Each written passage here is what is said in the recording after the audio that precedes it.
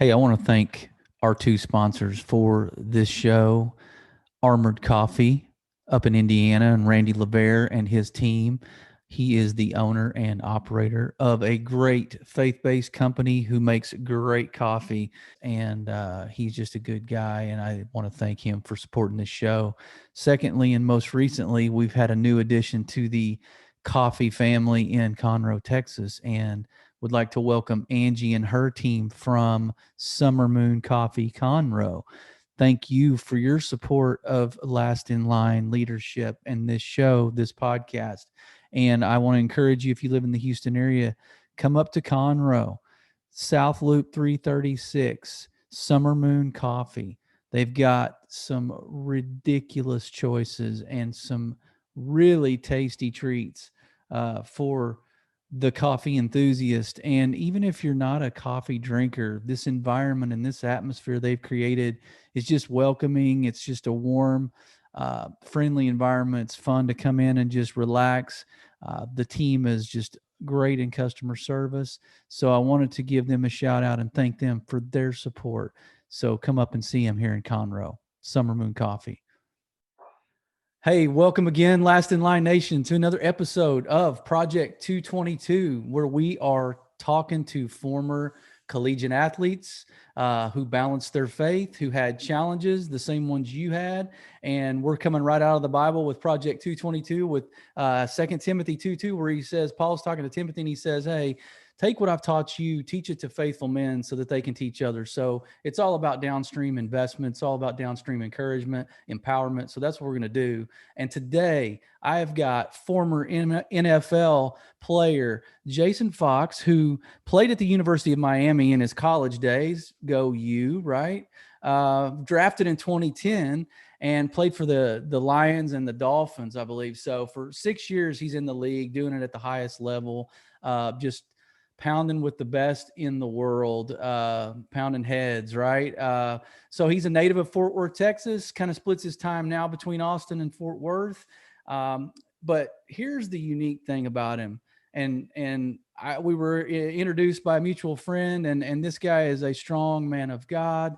And he created and founded a company called EarBuds in 2018. And he's going to tell us more about it because he can definitely do it more justice than I can. But it is a cool technology. I've got my kids downloading the app. I mean, we're all about it. So we can't wait till football season, but I'll let him talk more about it. But anyway, he has people from all over the world connecting with these celebrities, these athletes, just ordinary people. But I want to formally welcome Jason Fox to the show.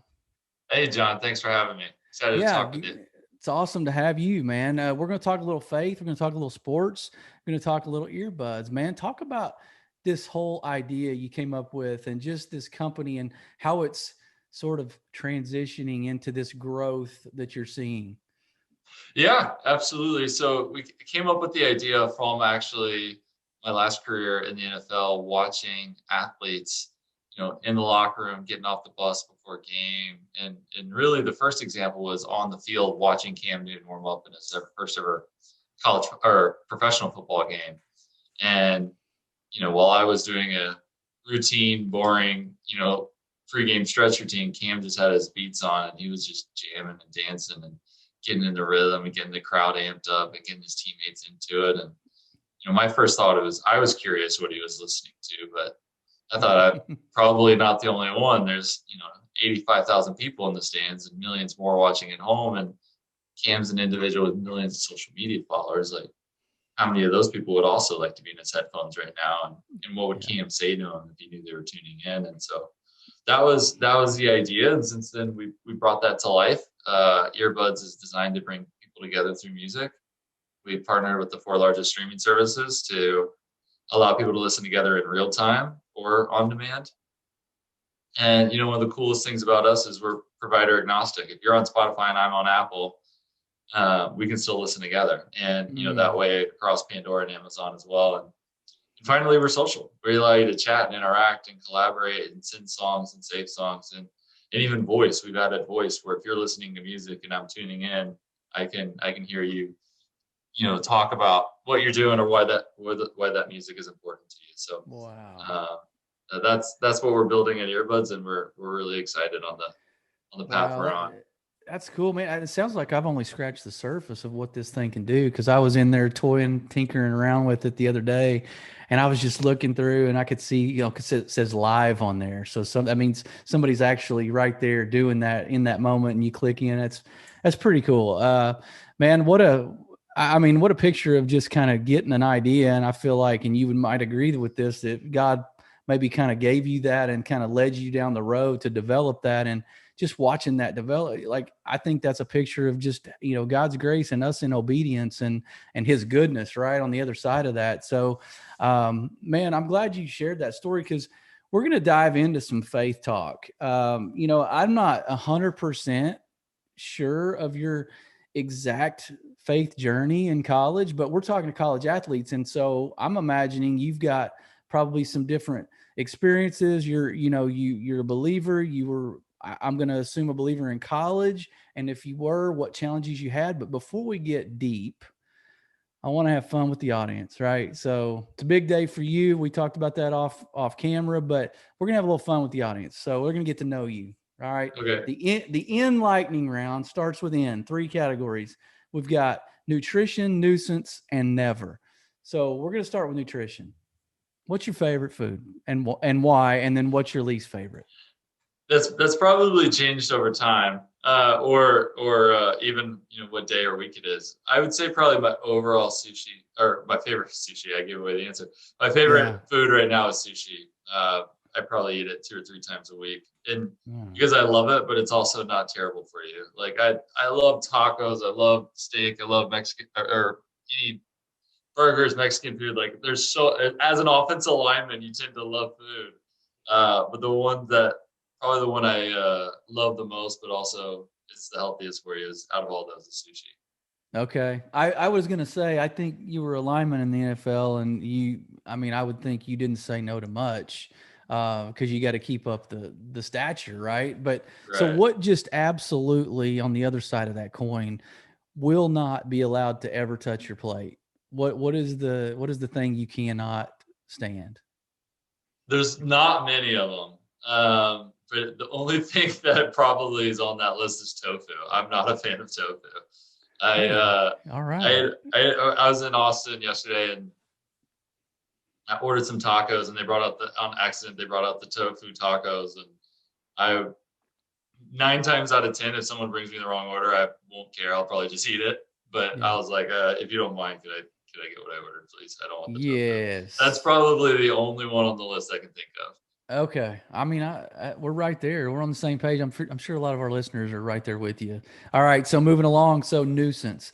Um, we can do college or pro, really. Like what team just kind of got under your skin? Like you guys as a group, just kind of looking at the schedule ahead of time during the season, before the season, which one kind of got that highlight star beside it that, man, I just can't stand these guys? Anybody fall into that category? Absolutely. In college, it has to be Florida State. The Miami Florida State Yep. rivalry is, you know, still has to be near the top of the list. But there was probably a 10 or 15-year span where it was the number Yeah. one rivalry in college football, and that is the game that when the schedule came out, we always found that first. And my first 2 seasons in college, we opened up with them the first game of the season, Monday night. I think it's either Labor Day, yeah, Yeah. Labor Day weekend. And so, on a Monday night football, the first game of the season against your toughest opponent, it was really exciting because that set the trajectory of the entire season. And beating the team you want to beat the most, Right. the first game of the season. But man, that was the game, because not only could you feel the energy in the stadium. That was my first ever college football game as a true freshman. I'm playing against Florida State. We're both ranked in the top 10. There's like celebrities on our sideline. Like, I'm nervous. I'm coming from Texas high school football, which is an amazing factory of football. But it was even a whole different level going from senior in high school to playing Florida State on Monday night. That's a big jump. All right, man. Rounding this category, the enlightening round here. What's the never? I've never, but I'm going to do this. What's that one thing out there? I mean, there's probably a lot, but what's that thing you want to share? Oh man. I've never traveled, on the other side of the world outside of that. We went to England twice with the Dolphins to play football, but I haven't been to the rest of Europe or really a lot of part of the world across the ocean. So Yeah. I plan to I never have traveled to that side of the world, but I definitely plan. Man, this would have been good timing to promote the company too in Tokyo right now. You Yeah, could have marked off two off the list right there with that one. exactly. But hey, all right, man, let's get into this then. This is Servant Leadership Platform, and it's talking to guys in college, believers or non-believers really, but specifically talking about challenges to our faith and what tugs at us when we're in that college atmosphere, that climate of five-star athletes all around, and we're at a high level and we're performing in pressures in school. And so let's talk about things that you took, just a couple of leadership qualities to start it out, to set the framework, some people that you kind of looked up to along the way, high school, college, and then some of those leadership qualities that you held on to during that time and maybe even are still with you today. Yeah, I'm very fortunate. I'm a big believer in mentors and coaches and uh, people to surround yourself with, because you are naturally going to learn from them, emulate them. You're going Mm-hmm. to, it's cliche, but it's so true. Of like, you are accumulation of the five closest people in your life. So don't surround yourself with people that are less than where you want to go. If you want to learn more about real estate, don't surround yourself with. Right. If you want to be a godly man or woman, surround yourself with godly men and women. Like that, it's really that simple. And I've been super fortunate, from my parents to coaches along the way through high school. When I got to college, some amazing teammates, some amazing coaches, and I Yeah. found several mentors in my life. Since then, I'm sure we'll get into faith, but it was absolutely God's plan that He put me in Detroit. I had a really crazy road to get there. I had an interesting draft story, but Detroit is a place unlike, and it's kind of known within the NFL, is like they have a very strong core faith base. Like, the majority of the team goes to the Bible studies and the chapels and we met like 3 or 4 times a week for different reasons. It was a strong community of believers and people holding each other accountable. And I've really, a lot of churches try to emulate it with like these community groups and like, and I've never seen it done so well. And it was in a professional organization, which was so crazy. And that's where my faith really, really took off, because I guess I'm kind of getting into it, but Yeah. I grew up in a very Christian home, church every Sunday. That was kind of, the rule. And I always considered myself a Christian. And I really believe I was. I knew who Christ was. I knew all the stories. I knew all those things. In college and in life, but it probably wasn't a public profession. I didn't live it out. I just knew it. I knew all the information. And so like in college, if someone met me or looked at me, I'm not sure if they would have said like, oh, instantly he's a believer. He knows who Christ is. Yeah. But I still went to all the Bible studies. I still went to all the check-ins. I call it check-ins because I've told this before. It was my way of thinking that's what being a believer is say, hey, I'm checking in, and then I'll come back and check in some other time. Yeah. Which is not what being a believer is all about.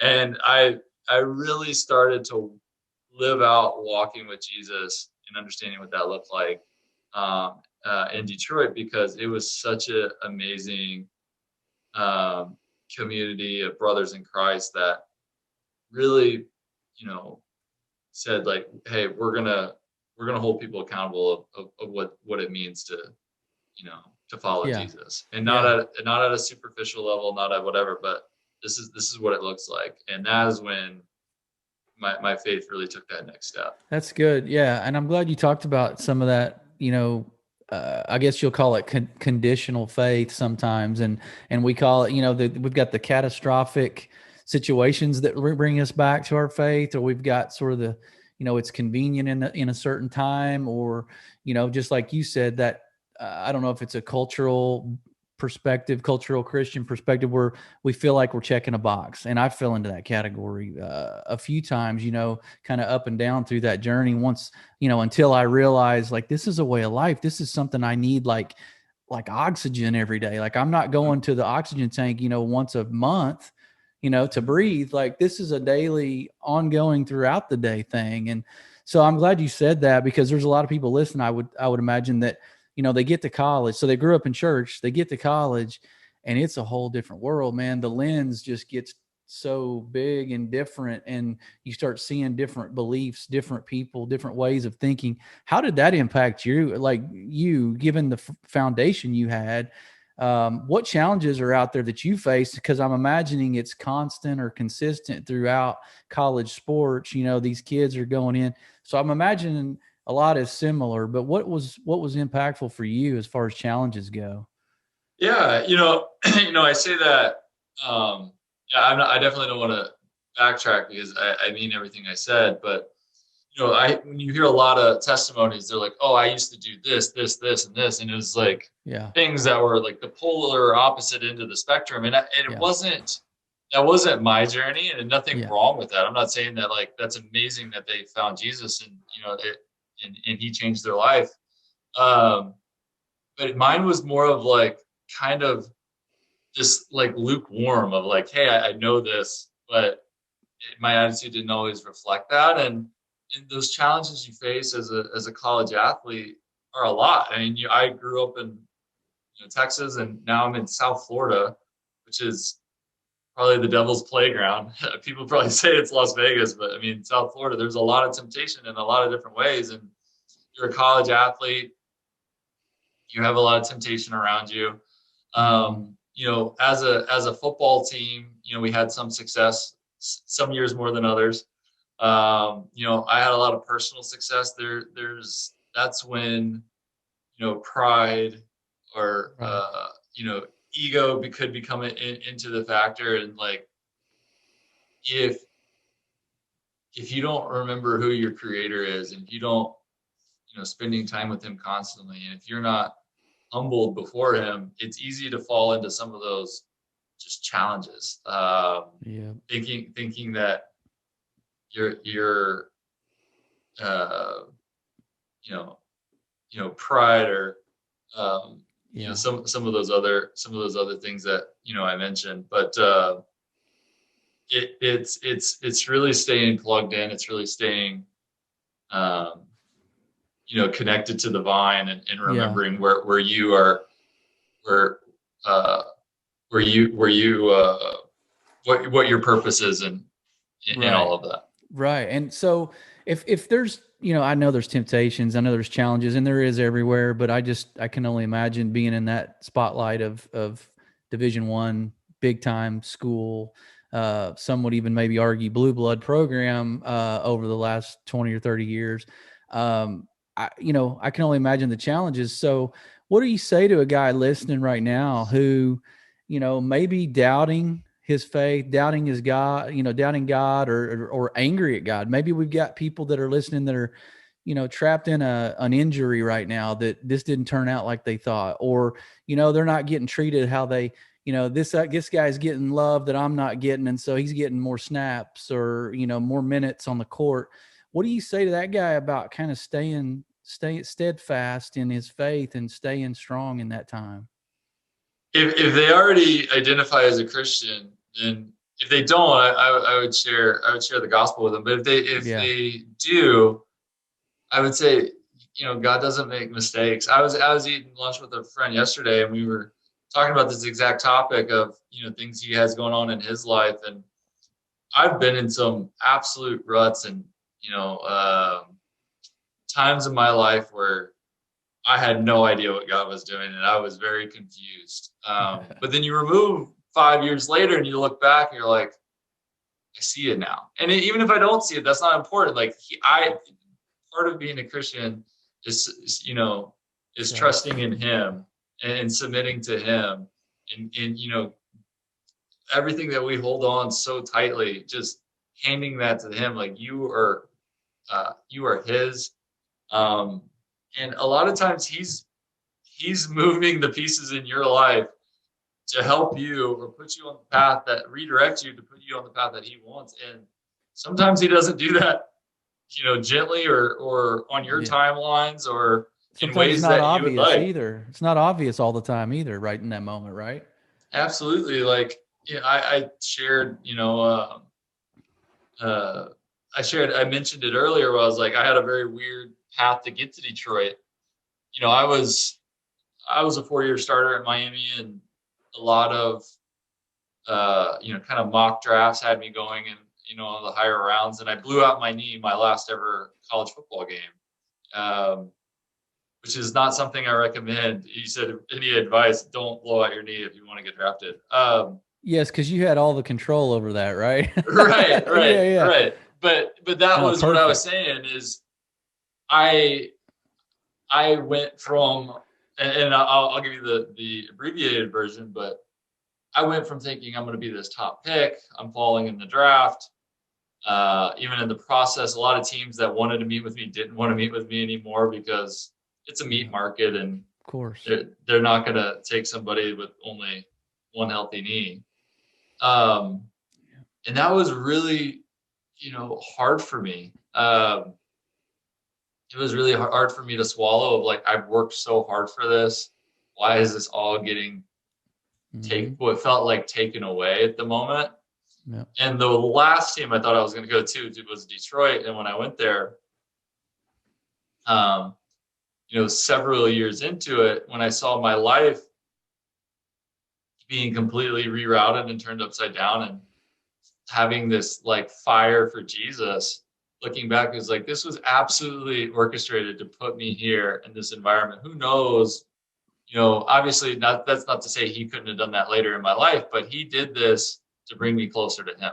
Yeah, if you don't blow out your knee, where do you go? And then what's your path at that point, right? Right, That's right. awesome. And there's several more. There's even other opportunities in my life that I could say that is like, just because it's a down season right now, or it's the season you don't understand why, or the advice I would give, if you don't understand why, like there is a why, but it's you haven't seen it yet.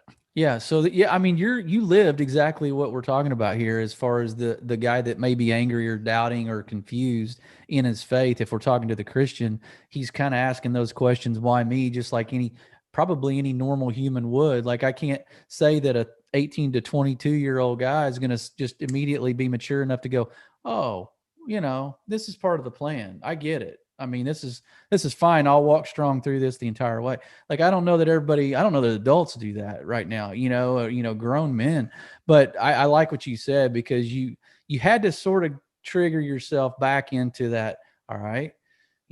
Like, I think there's a plan here. Like, I don't know what it is, but I'm just going to go walk it out and be obedient. I think obedience is the key. Like, even if you don't get it, walk in obedience anyway. Yeah, and to be clear, like, that was advice. I'm not saying I did that perfectly, because as a 21-year-old kid, I was confused and angry, or maybe not fully angry with God, but just angry at the situation. And but looking back, I wouldn't have changed a thing. I know he knew exactly what he was doing, and that's good. So would you say that's your defining moment? I mean, if anybody was to look back on your journey in college, let's just speak specifically with college and football. Was that your defining moment? I mean, I can't imagine that the last play or the last game of blowing out your knee was the only defining moment, but did you have any along the way, being a 4-year starter, that you can look back and say, ooh, man, I was at a crossroads of my faith, and this was just one of those aha moments where the light kind of went on, or maybe the way that you invested in somebody else in along those lines? Anything stand out to you? Yeah, I would say that's probably it. I've had others in my life post college, where when my NFL career came to an end, I had a lot of things happening in my life. Family members sick, um, uh, accusations on me legally that weren't Oh, true. wow. Like there was a lot of things where like, what's coming out of this? And then what came out of that was, a better situation than where I was to start with. Right. Because, there's been several moments in my life, and it's too hard to name all of them, but Yeah. most of the ones, I forgot, a friend told me a while ago, it was years ago, it was like, if you don't get your life right with Jesus, he will, and he does it in a, he does it in a different way than you, like he will shake up your life to do it. And I've seen that happen several times over in my life where, if he wants to redirect me, he will shake up my entire life. So Yeah. looking back now I'm older. I don't know if I'm fully wiser, but for someone who's been through a couple of those, of like now, I don't know how non-Christians could face these moments. Like, what do they have to fall back on? What do they have to, trust in that this is going to get them through it? And even for Christians, it's not easy. Yeah. It's not like, oh, it's cool, like everything's going terrible around me, like, but it's fine. Like, they're human, but like at least there's that reminder. There's at least that thing they can continue to fall back on. There's at least people in their life.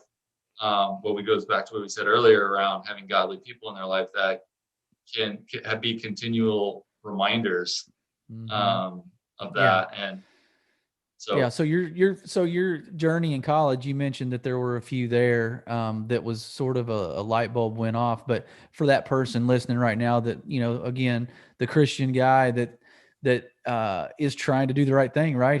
Maybe he's even in a Bible study. Maybe he's kind of pouring into some other guys.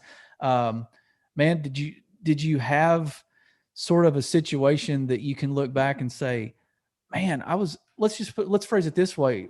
Did you have a situation you were like, man, I'm kind of proud of how I handled that, or kind of how, that it reflected my faith in Christ, pretty well. Like, you see what I'm asking? So, a moment where you're like, hey, I could have done this, but I did this, and I'm okay with that. Like, talk about that.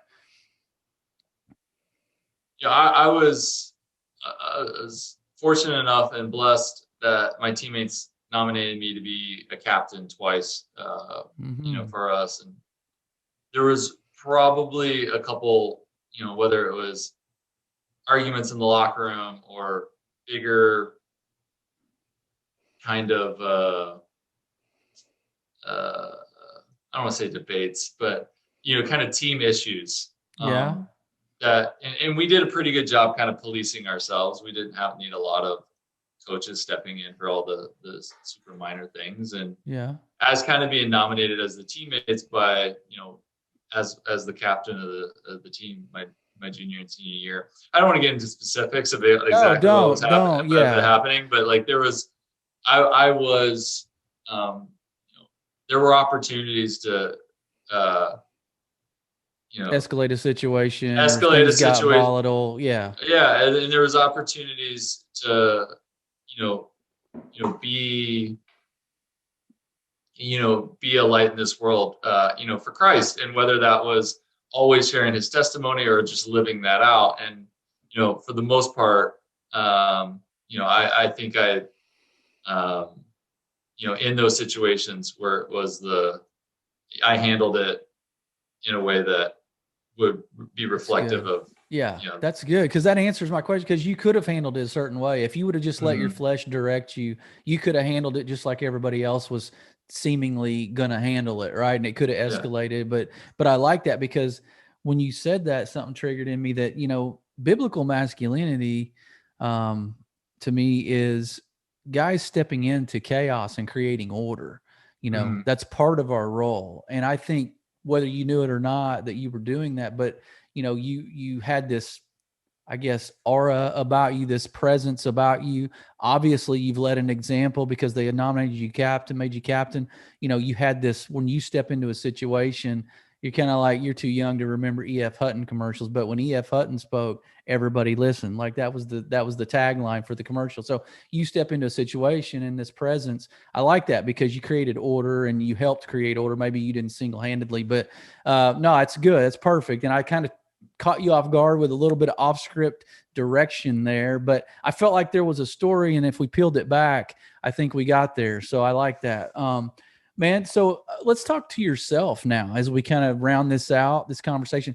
Talk to your younger version of yourself, 18 years old, 17, whatever, coming in. You're 4 or 5-star recruit. You're going to start as a freshman, that's crazy in itself. So you can talk to yourself now.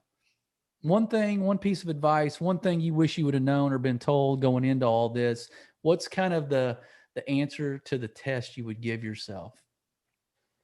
Man, yeah, you know, what I tend to answer to questions like that, or we've alluded to them a couple times. It took me too long in my life to figure that out. So if I could go back and tell the 17, 18-year-old Jason some advice, it would be like, figure out the skill set, figure out the craft that you want to work on, that you want to master, and go find who does that the absolute best. And then attach yourself to their hip, learn from them, and, figure out any, nuance things that they do. Or, I learned this too late in my career when I got drafted, I think I annoyed Jeff Backus to death. He was the left tackle in Detroit because I was just asking him questions constantly of like, all right, what do you do in this situation? How do you know if this is going to happen? Can you read this?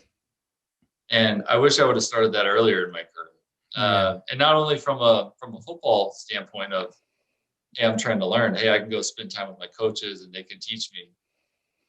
But from a faith perspective as well.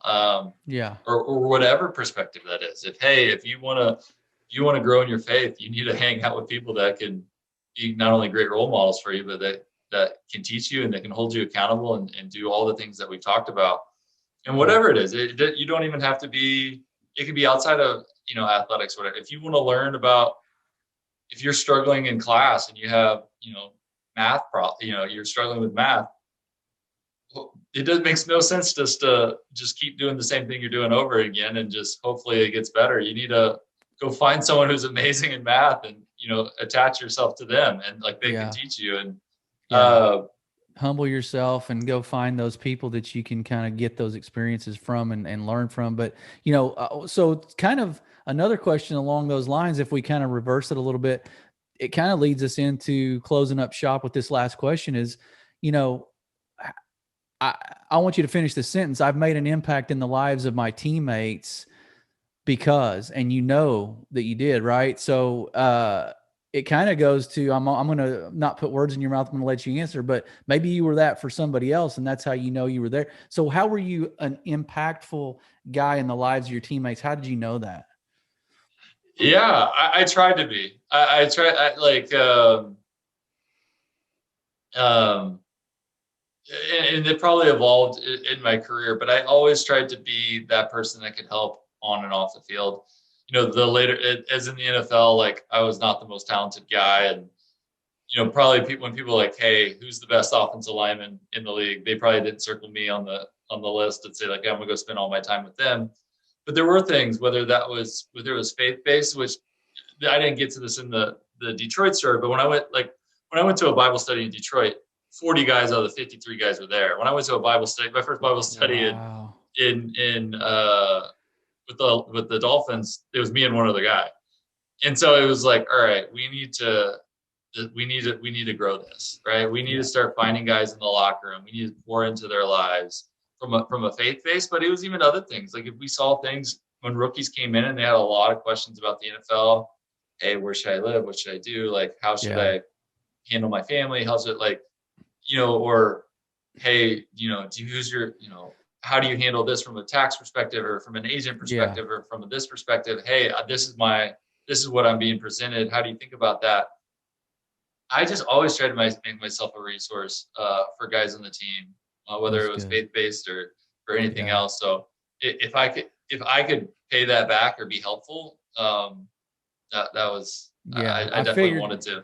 I kind of figured that's what I can see that in your spirit and just kind of the way you are. I can see you wanting to be that for people. That thing that you value in somebody else is usually what you want to be for somebody else, right? So you became a mentor, you sought out mentors. And so I think that came full circle. Man, it's great to hear your story because I know you've got things stacked up on your calendar today. But before I let you go, it's been an honor, but tell us about EarBuds, where we can go find it, your website, different things, resources that these audience can go tap into that you're a part of.